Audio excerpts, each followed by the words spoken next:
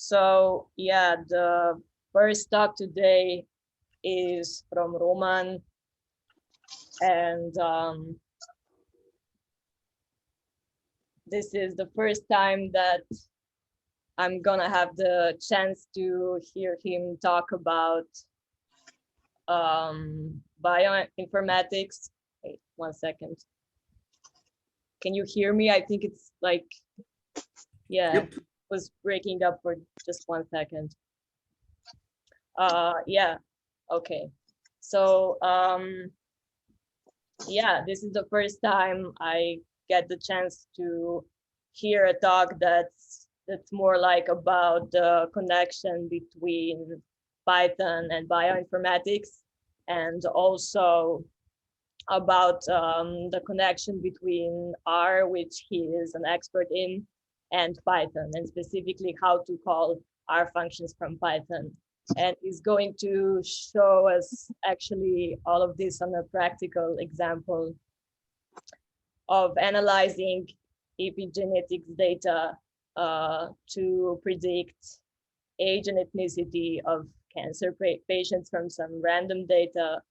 And that sounds like, yeah, a lot of fun to me. So if I've forgotten anything relevant, Roman, please let me know. Otherwise, the stage is yours.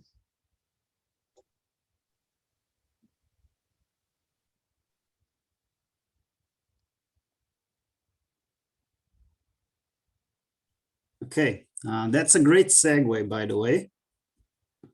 Let me just put this in present mode. Thank you. That's, as I said, that's a great segue, because how many of you thought that you finished with biology by high school? I certainly did. Okay, so you're in for a treat, because we're gonna rerun some of the biology that you heard in high school. It's gonna be very light. There's no test at the end, so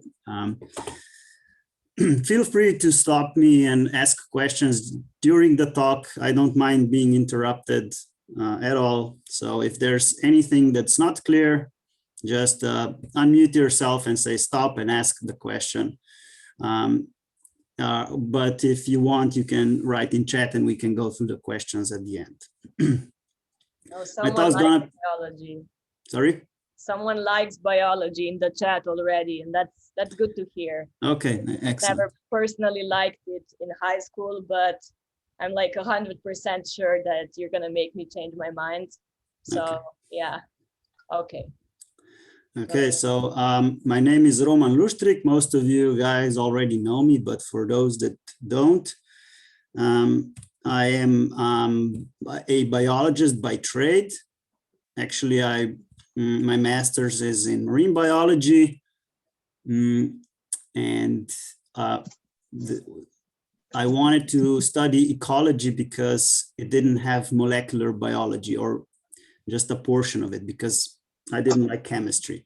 And fun fact, I work at a company where I deal with molecular biology most of the time now. So if you're trying to run away from your problems, sometimes it doesn't work. After that, I got a PhD in biostatistics. I work in bioinformatics too. So I'm sort of a biologist turned programmer, more or less self-taught programmer. I work with mostly in R for my analysis needs, and I also work in Python for production grade code, where we deploy at the company I work for at Genialis, where we deploy processes. So today I wanted to talk to you about genetics. As you know, almost every cell in our body has DNA, right? So this is, if you can imagine, this is a very long string that you can basically unwrap, and it holds information about our genes, right? And this information is encoded in nucleotides, which you don't need to understand what that is. But if you remember that these are T, C, G, and A, that's more than enough. So all our DNA just has 4 letters, T, C, G, and A. These are the molecules here. Sorry? Okay. So this on the left side, this is the double helix. And it has the 4 molecules which connect via hydrogen bonds. So the 2 molecules are not actually touching, they're just very close. And this is important. This will be important maybe a bit later. So we have 4 molecules, T, C, G, and A, and these 2 strands here that intertwine are complementary to each other. So if we know one strand, we automatically know the second one, and it's going to be relevant in a second. So if we write this information into a text file, it's just a bunch of letters. So this would be one very long row of T, C, G, and A letters, right? So this is how our information is stored in DNA. And we can store this information on in text files here. You see that I've printed a few characters of chromosome number 19. Can anyone guess how I know that?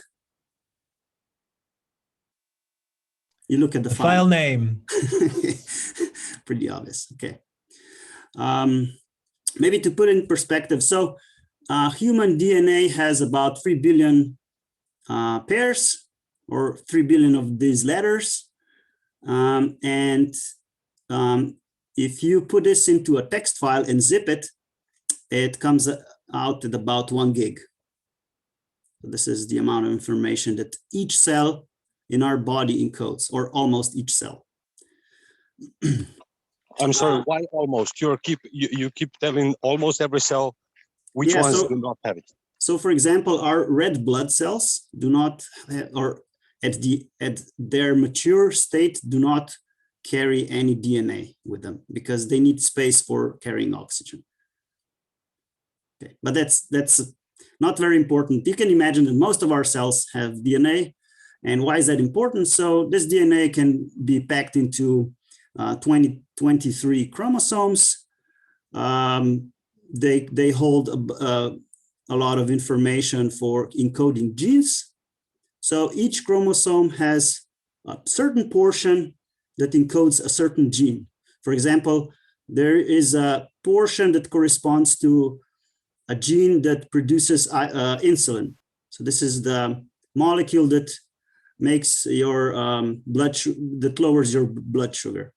And everything in your body is made out of proteins, and these are encoded in the DNA, and they get produced via a very complicated network of checks and balances. So when one gene is expressed or is produced, another one goes down, and you can imagine a very complex network of genes that interact with each other and basically make our body work that way. And this is something that we inherit from our parents, right? So we get half from one and half from the other parent. And this is something that was thought to be the only thing that basically encodes the whole being. Sorry? Those are slaps. Okay, maybe somebody Okay, please mute yourself if you're not gonna ask questions. Okay, let's maybe just not to bother the yeah. It's fine, it's fine. Okay, so as I said, this is DNA is a long helix, and it has information for DNA, for proteins. And for this information to be expressed, to be transcribed, it needs to be, it needs a messenger. So the DNA is not directly involved in producing proteins, but it needs a courier, something that carries this information outside of the nucleus. So so every cell has nucleus and some molecules, some messenger RNA molecules are produced. These are the red tape here. So this is basically just a copy of our DNA. And you've probably heard of this by now, the mRNA vaccines. They are based on these red tapes here. So these are just the copies of DNA that go into our cell and make proteins.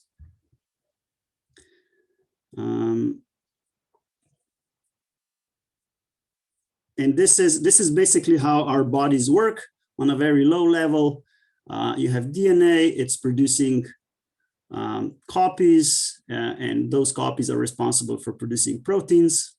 And that's on a general note it, right? But there's a kink, right?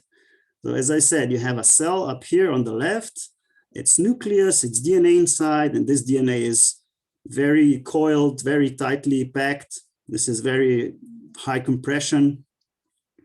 And I mentioned that we have T, C, G, and A molecules that define the actual gene sequence. And this is, for example, this is the C letter, right? And cytosine. And what can happen in the process of the life of the cell is that this molecule here, this H, can be replaced by another group called CH3. This is called the methyl group. It's not important to remember, just that you know that once this happens, this can influence the transcription. So this is this process. So it's very important that if this molecule has CH or H, and if it does have CH3, we say that it's methylated, and this can influence the regulation of genes. And what's more important, this appears to be hereditary. So this is something you can receive from your parents. Just like the sequence, you can also get the 3D structure of the DNA. And this is what we call epigenetics, because it's not genetics per se, it's not based on the code level, but on the 3D structure of the DNA. And why is this important? So a person, so this Steve Horvath, basically took a bunch of samples, I think 8,000 samples, and created a model based on these modified groups. So maybe if I just go back for a second. So these methylated groups can happen along the whole DNA, and they are usually very specific and age dependent. And you can, based on which groups are located where, you can infer various things. And this Horvath basically created a model which is a representation of certain sites. So you can imagine each site like a gene, but it's very small. It's just one letter. It's not 2,000 letters. It's just one letter. And a certain combination of these sites can help you predict age of the person that is donating this DNA.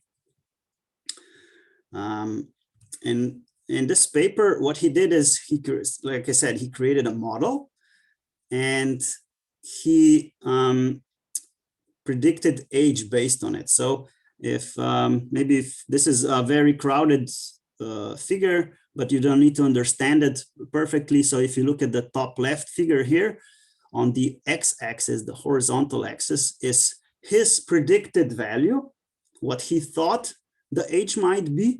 And on the y-axis, it's the actual age, because we know which patient, which tissue came from which patient, their age, and so you can infer, right, if you missed it or not. And you can see that this this black line here is the perfect fit. So if a point would lie on this, if a point would lie on this line, the age would be guessed perfectly based on this model. And you can see that there's some variance. You can miss up to, I don't know, 20 years. So if you guess 60 here, you can go up to 80 years. So there is some variance, but in general, you can see that this is not a bad predictor of age. This can vary. So it's not, you can't take it at face value because your molecular age may not reflect your age per se, because you may have a certain type of cancer, you may be a smoker, you may have been under stress, and all this is reflective on the methylation or on the epigenetics. What I did is I went to this website called GDC Data Portal, and I downloaded an arbitrary sample coming from a female of non-Hispanic or Latino origin, AKA white. And this person is about, I think, 80 years old. So 30,000 days is about that. So what I do in R here is I load a package. If you look at the code on the bottom left side, I load some packages. I read in the data that I've downloaded. You don't need to know what the platform means. And I get some values from this sample. And based on these values, I can predict ethnicity, gender, or even age. And you can see that, okay, white, this is check. We've nailed that one. Female, okay, check. And predicted age here is 57 years, but the actual age is about 80. So it's not perfect, but if we did 1,000 samples, on average, we would probably be right? So this is how I would do it in R, but assume that you want this to be done in Python, but there are no easy or available packages that would make your life easier. What you want to do is you want to use the R code, but run it from Python. In the past, you could basically just write a script and then call this script via some argument, just like a regular shell script or from the command line, and you would get a result. But there is a better way. It's called Rp2 Package, which basically makes the integration between R and Python almost seamless. This on the right side is the same page as before. And I just want to show you how you basically, of course, import a package and then map R packages to Python objects here. So Sesame data represent packages in R. And from this package called Sesame, you call read IDEs pair function. If I go back, you'll notice that there is a function called read IDEs pair and get betas. And this is reflected here as well. So you get read IDEs pair and dot get betas, and you can infer gender, ethnicity, and age, just like in R, and basically you get the result as a Python object, and you can use that information for downstream analysis. And you can see that this is basically the same, although in I'm not exactly sure how very elaborate objects might translate from R to Python. I haven't tested it yet, but I think this is a great start if you have your production in Python and you don't want to call R code through some scripts that can become obsolete with time. So I think that's more or less it. So take-home messages here are that integrating R in Python is very easy. There are a few tricks you need to take care of because in R, dots are allowed in argument names, and this might and even function names. So this might be a problem. And I think they are just replaced by underscores. And of course, science is hard. That's it. Any questions?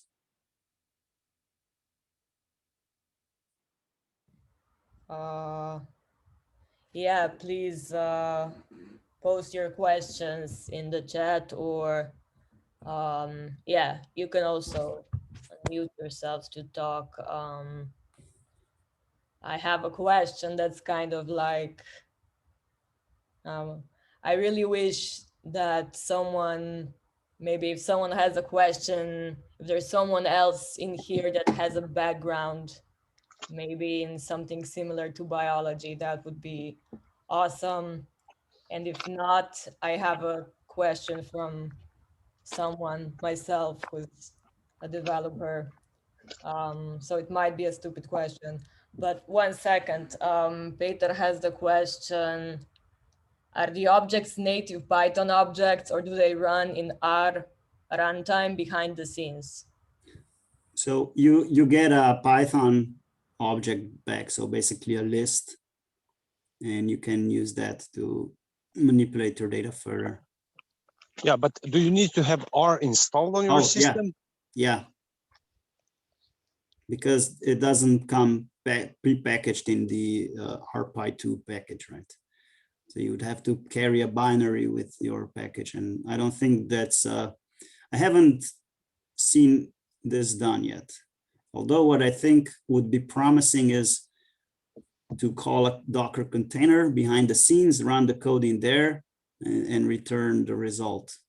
In that case, you wouldn't need R installed on your system, just the Docker, right? Okay. Yeah, that was a great question. Mine is like semi-related, but like I said, it might not be the smartest question. So if you wanted to do it the other way around, how would you go about that? Like, how would you hypothetically turn some Python code into R?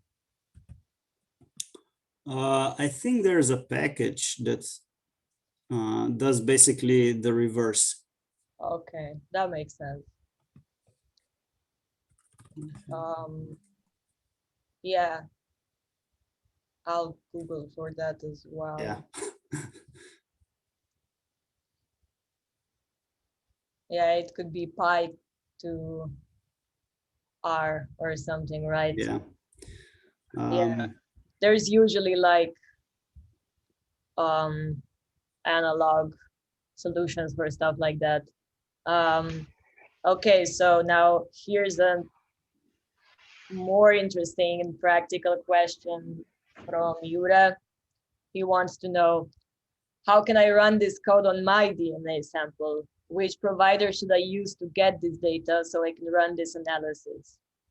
It's probably, yeah, I was also kind of asking myself, how public is the data? And so the question is, I can you understand. measure how old you are? Yeah, so that's a great question. I actually looked this up, and you could technically buy a kit. So basically you can get a kit that includes all the chemicals and the chip to analyze your DNA.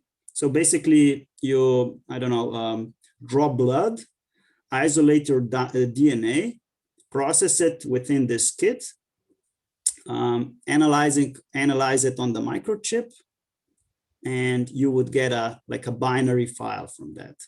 And you would use that, basically, this is the point where I started the analysis. You could technically analyze this yourself. And not sure what the prices are, but the last time I checked was, I think about $500 for 12 samples. So next to that, 11 more people too. Yeah, but Like, next to that, together and yeah, so you would also need a lab, right? So you would need some lab supplies like pipettes and some plastics and centrifuges and stuff like that. You could get that on pretty cheap on eBay, I guess, or just ask somebody who works in a lab, right? But this is not something that is out of reach of anyone. And there are companies that do a lot of things that predict or analyze your DNA and predict conditions that you might encounter in the future, or even do ancestry analysis based on that. But that's not specifically methylation or epigenetics related, but just based on a sequence. Are these providers, is this like 23andMe, Yuri is asking? Sort of, yeah. Yeah, it's just that you send them the sample. And yeah, someone else had the Theranos association. That's funny. I did as well. Yeah. So yeah, but I do see that it's fascinating how accessible this is, Theranos aside. So what is debugging like with this package? I haven't tried it with debugging yet, but I think you want to kill yourself before doing that. Just because this is run within sort of like, it's a microprocess for each function that happens. And I'm not sure how you would inject a browser statement in there or like a stop statement to stop your code there.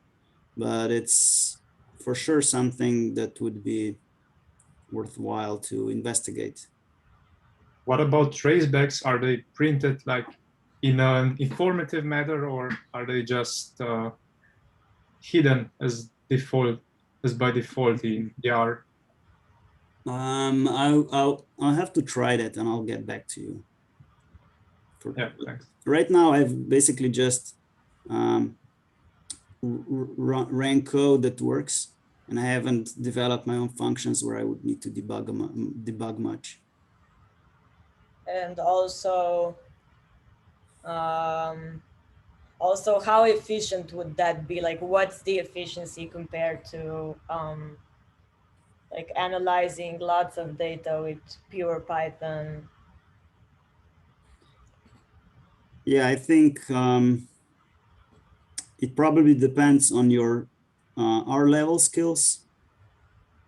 But for general analysis, I think I would still be in R. And once I would have I would pad down the process thoroughly, I would just move this production code into Python and call it via Rp2. Yeah, so you're saying that, yeah, that it's easier to deal with these issues in pure R. Yeah. Yeah, I've heard about that. I don't even know any R, but you do hear about, you know, when you have all these discussions, why is Python slow and stuff like that. So, yeah. Yeah, most people don't need really fast code anyway. Yeah, but yeah, I do think about, I did think about how that would scale if you had a really large database from like an entire hospital or something. Jože asked if R and Python can be combined in Anaconda.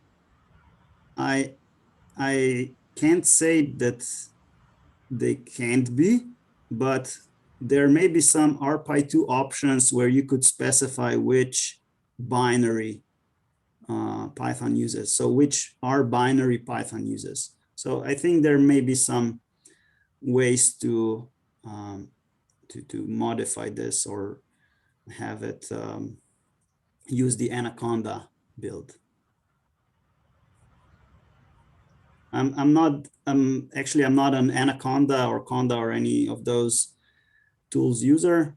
I prefer Docker for some reason. The Conda universe never stuck with me for some reason. I don't know. And for Python, I use virtual environment So virtual env wrapper, and works well for me. Yes, thank you.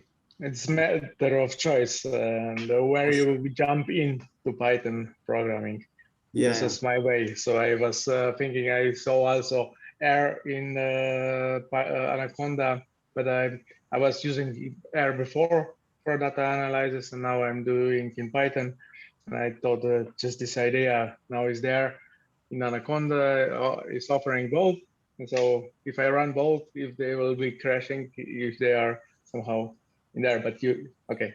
If you give it a try, I'll be happy if you get back. You can.